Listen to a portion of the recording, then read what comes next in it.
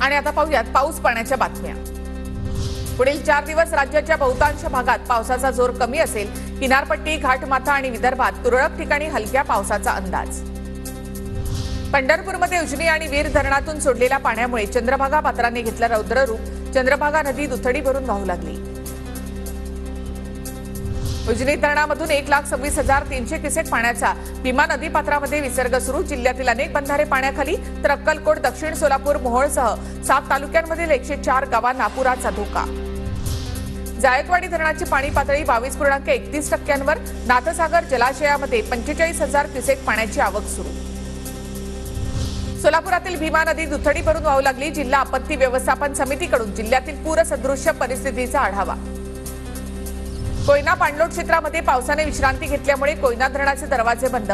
पाण्याची आवक घटल्यामुळे धरण व्यवस्थापनाचा निर्णय। नदीकाठच्या गावांना दिलासा। राज्यातील 2,997 घरांमध्ये 916.75 टीएमसी पाणीसाठा। राज्यभरातील एकूण 34 धरणांमधून पाण्याचा विसर्ग। पंढरपूरमधील अंबाबाई पटांगण इथे व्यासनारायण झोपडपट्टीमधील अनेक घरांमध्ये पाणी शिरलं। पंढरपुरातील जुना ऐतिहासिक दगडी पूल आणि इस्कॉन घाट पाण्याखाली। भुसावळच्या हातनूर धरणाचे 8 दरवाजे पूर्णपणे उघडले।